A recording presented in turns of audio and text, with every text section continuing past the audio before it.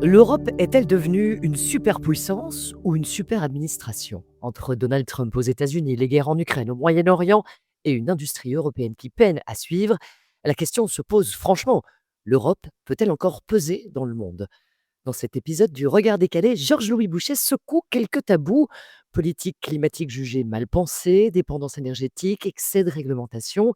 Et puis une Europe qui, selon lui, est passée de Airbus ou Ariane au bouchon de bouteille attaché. Alors provocation politique ou diagnostic lucide, un échange sans filtre sur la puissance européenne, la place de la Belgique et les choix difficiles qui attendent l'Europe.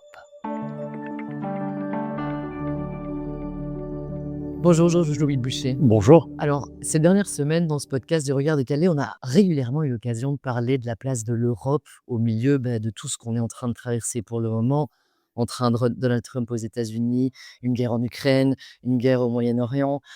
C'est vrai qu'on s'interroge, est-ce que l'Europe doit prendre une place? Donc, je pense que c'est une bonne chose qu'on puisse s'entretenir pour cet épisode du podcast, voir un petit peu, tiens, où en est l'Europe, où en est la Belgique finalement? Quelle est aussi la place de la Belgique dans cette Europe? Ma première question, et je profite du colloque auquel on est là en ce moment sur la suprématie de l'Europe. Est-ce qu'on peut imaginer que l'Europe reprenne vraiment une place dominante ou en tout cas une place de choix dans l'échiquier mondial actuel? En tous les cas, sans changer pas mal de fondamentaux, on va pas y arriver. Il y a 2 grands problèmes en Europe, c'est que depuis 30 ans, on a, posé des débats avec les mauvais postulats, c'est-à-dire qu'on était tellement imprégnés, de surréglementation, d'avoir aussi une supériorité morale, qu'on n'a pas osé aborder toute une série de débats et les débats qu'on a abordés, on les a pas toujours abordés avec la bonne orientation. Par exemple, on était tellement obnubilés, par, les enjeux climatiques qu'on s'est dit qu'en délocalisant notre industrie, on allait régler le problème. Sauf qu'on règle pas le problème au niveau mondial, mais par contre, on tue notre industrie, on augmente notre dépendance. On a, tellement eu de considérations à traiter avec certains pays, ce qui ne veut pas dire qu'on doit tout accepter, bien évidemment, mais que, on est aujourd'hui, dans des situations où, on n'est plus en capacité d'avoir des matières premières ou de l'énergie. Certains ont tellement milité contre le nucléaire qu'aujourd'hui, on a renforcé la dépendance énergétique, des pays, vis-à-vis de certains pays qu'on critique par ailleurs. Même chose en matière de défense. On a cru qu'on pouvait se permettre d'arrêter de faire la guerre. Le problème, c'est que le reste du monde n'avait pas décidé la même chose en même temps que nous. Et donc désormais, on se rend compte à quel point on est vulnérable. Donc le premier élément, c'est qu'il faut revenir à plus de réalisme et parfois un peu moins de bons sentiments niais. Ça ne veut pas dire qu'on ne doit pas avoir des valeurs, mais Ouais, mais servir ces valeurs, il faut avoir la capacité alors de les porter. est-ce qu'on peut vraiment se dire, parce que le climat, on sait tous, c'est hyper important. À un moment donné, si on n'y prend pas, on n'y fait pas attention, on finira tous. Oui, mais il ne faut pas le faire n'importe comment. Par exemple, quand vous expliquez aux gens qu'il faut plus de moteur thermique en 2030 et que c'est ça qui va sauver la planète, mais que pendant ce temps-là, vous voulez supprimer le nucléaire, ça, c'est complètement grotesque. Parce qu'aujourd'hui, c'est plus intelligent déjà de dire qu'il faut que chacun ait une motorisation en fonction de son usage.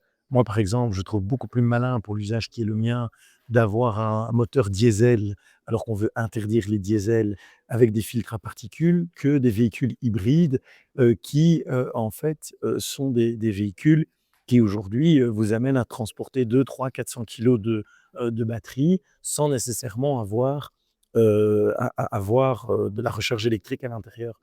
Donc il faut le faire, mais il faut le faire de façon intelligente. Ça aurait été beaucoup plus fort de d'abord préparer notre capacité à produire de l'électricité verte avant de bannir toute une série de systèmes. Surtout Ce que sont ce les bonnes choses. secteur, on en avait parlé à l'époque parce que cette Europe a décidé ça sans même avoir fait un audit des conséquences. Mais c'est Ça arrive. ridicule, ils l'ont décidé n'importe comment et en plus le résultat, c'est que maintenant 70 du marché de la voiture électrique est chinois parce qu'ils avaient pas fait en sorte d'attendre que notre industrie soit prête.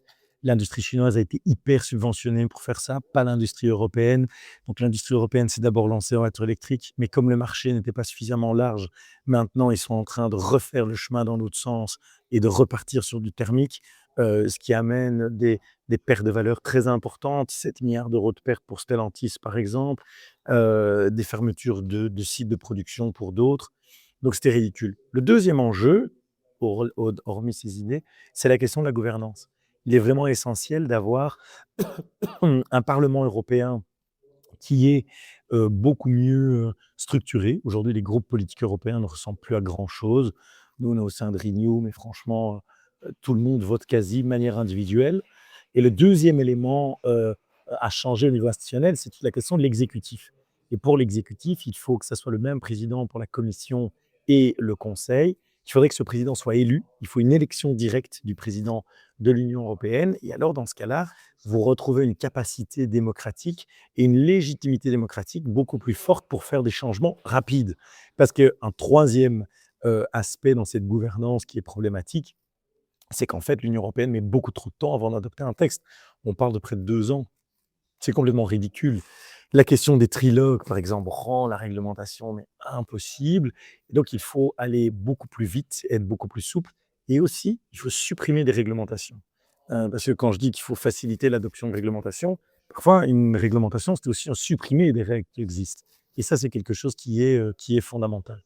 Après, on a vu le rapport de Mario Draghi qui avait déjà fait des bonnes propositions. En tout Rap cas, il y avait, rapport de Draghi qui était plus ou moins le même que celui de l'État. Donc, il va falloir m'expliquer à quoi ça sert de continuer à faire des rapports, c'est pas pour les mettre en œuvre. mais c'est ça la question du coup.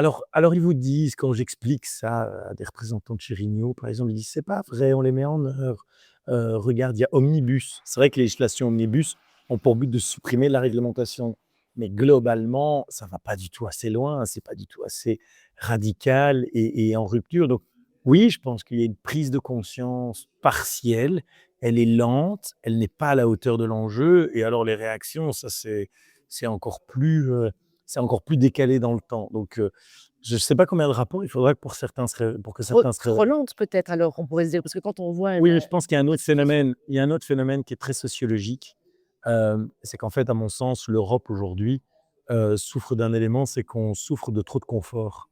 Et donc, quand vous vivez dans un confort tellement important, c'est très dur de remettre en cause vos certitudes, de repartir au charbon, d'avoir de la rupture, de se lancer éventuellement vers l'inconnu.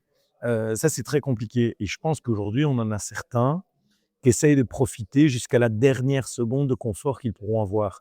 Mais en faisant ça, ils altèrent le confort potentiel de nos enfants. Et donc, c'est vraiment essentiel de retrouver ce courage de dire: «OK, on va sortir de sa zone de confort pour justement pouvoir, redéployer l'Union européenne». parce que moi des analyses, j'en ai chaque semaine et ils sont quand même assez défaitistes, hein, de se dire: «Je crois qu'aujourd'hui c'est trop tard.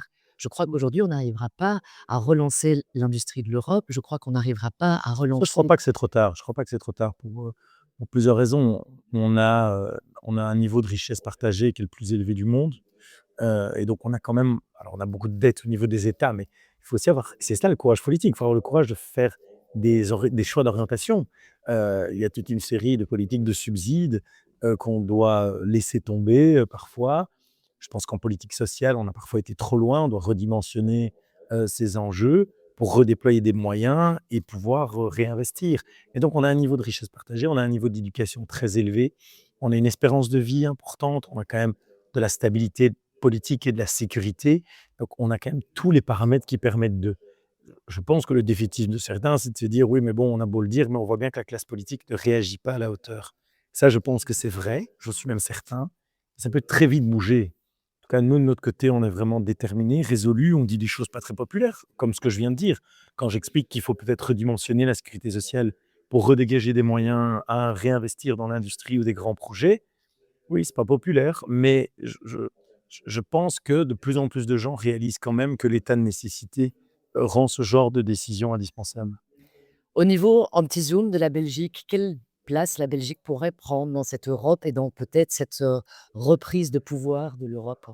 Je pense que la Belgique peut prendre une place centrale, déjà par le fait qu'on est siège des institutions, mais aussi parce que historiquement, elle a toujours été une terre d'innovation, une terre de création et surtout parce que l'Europe a plus que enfin, que la Belgique a plus que jamais besoin de l'Europe. Et donc nous, on a une vraie capacité d'investissement dans le projet européen, au point d'ailleurs de favoriser l'intérêt européen à un intérêt court terme national ou régional. Parce que nous, on a vraiment conscience à quel point l'Europe est la seule plateforme utile pour un pays comme la Belgique. Je pense qu'on a vraiment beaucoup de choses à apporter. Je l'ai dit en termes de créativité, en termes de position géographique, en termes aussi, d'image dans le monde. Je pense on est un pays qui avons beaucoup la confiance, de beaucoup de partenaires mondiaux, plus que, d'autres partenaires européens d'ailleurs. Et donc tout ça mis bout à bout, je crois qu'on a, vraiment un rôle important à pouvoir, jouer aussi en tant que pays fondateur. Et donc, il faut aussi s'interroger de savoir si on doit jouer ce rôle-là dans les 27 ou si on ne doit pas essayer de former une coalition de 6, 10, 15 pays qui sont des like-minded, qui sont prêts à aller plus loin et que les autres rejoindront au fur et à mesure. Et je me demande dans quelle mesure on ne doit pas faire des groupes de volontaires au sein de l'Union européenne pour avancer beaucoup plus sur certains sujets. Il faut bien se rendre compte qu'aujourd'hui, le coût de la non-Europe, c'est 2000 milliards par an. Donc la non-intégration de la défense, du marché qui n'est pas encore tout à fait intégré, etc. C'est 2000 milliards par an. Et je pense que ça vaut la peine quand même de s'y pencher. C'est une solution qui avait été proposée, je crois, par Bernard Keppen il y a 2-3 semaines. Ceci étant, je reviens quand même à la Belgique. C'est vrai qu'on a, une image, on a des ambitions. J'entendais ce matin à la radio qu'en Wallonie, il y avait des dizaines de projets, professionnels, entrepreneuriales qui étaient à l'arrêt parce que la fourniture en électricité ne suit pas et qu'on a voulu tout électrifier et qu'on se retrouve maintenant coincé avec des parcs d'activités qui doivent cesser leur développement parce qu'ils sont plus capables d'accueillir pour fournir de l'électricité. J'ai quand même l'impression qu'on se tire une balle dans le pied au fur et à mesure qu'on essaie de faire quelque chose. Oui, mais donc c'est 2 choses. C'est de 1, on a voulu tout électrifier rapidement, mais sans prévoir les installations, donc c'est un manque d'anticipation. Donc c'est même plus qu'une balle dans le pied. Je veux dire, qui aurait pu croire que dans un pays civilisé comme le nôtre, on en vienne à essayer de devoir faire des choix, c'est complètement fou, faire des choix pour savoir, si on allait mettre un hôtel, des bornes de recharge de voitures, ou une PME, dans la construction ou quoi.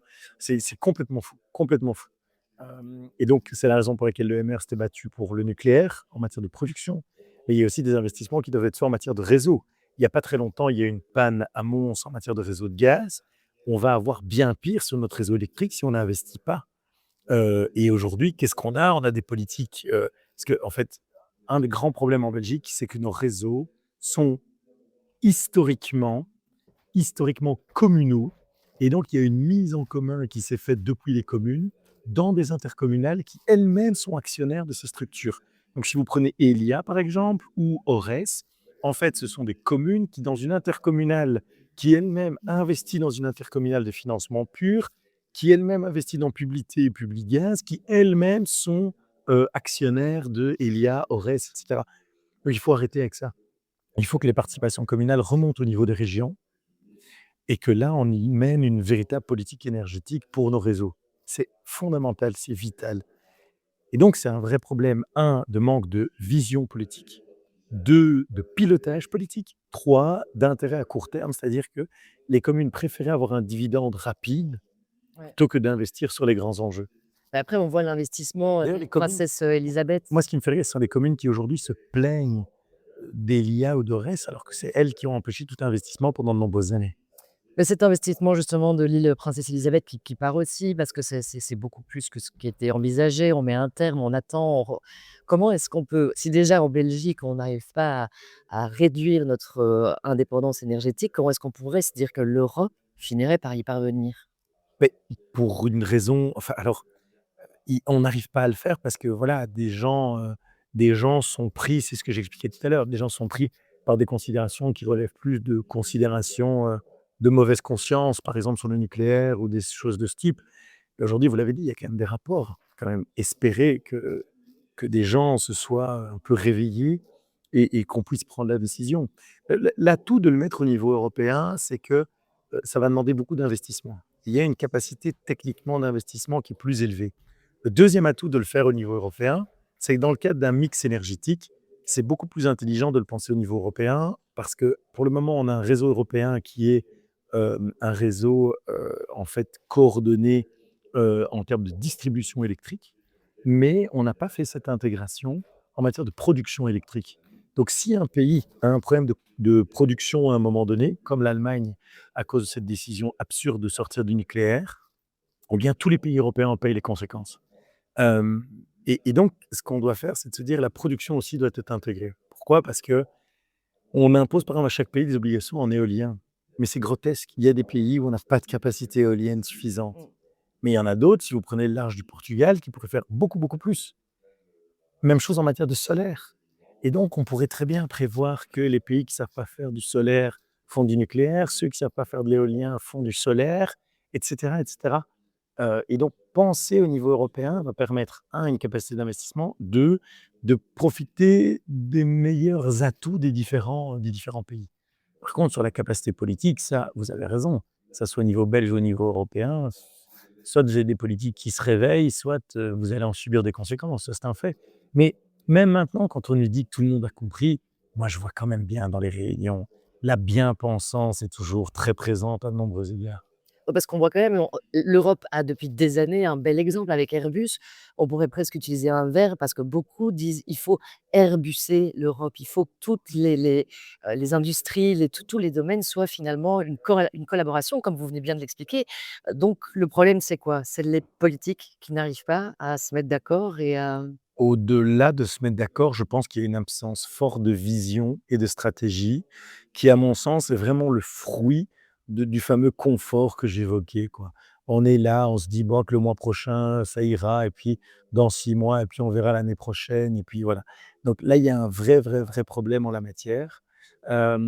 Avec aussi, c'était intéressant en matière d'Airbus, c'est que je pense que l'Union européenne est devenue aujourd'hui une grande administration, c'est-à-dire la Commission européenne et ça ne va pas.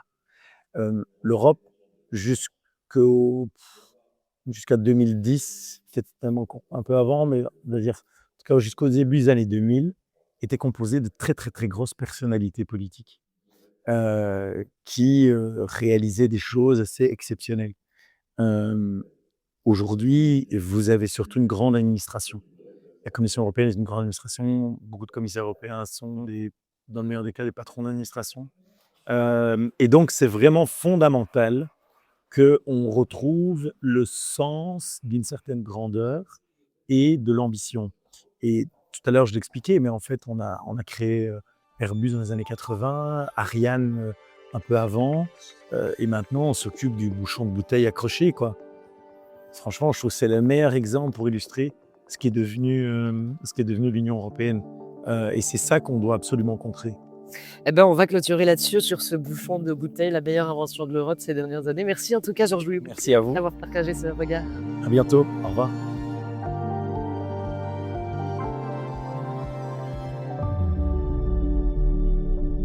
C'est tout pour l'instant. À partir de février, nos podcasts quotidiens changent de canal. Le journal des marchés rejoint Trends Bourse et nos podcasts de décryptage sont désormais disponibles sur Trends Tendance. Abonnez-vous sans plus tarder à ces deux cadeaux. À très bientôt.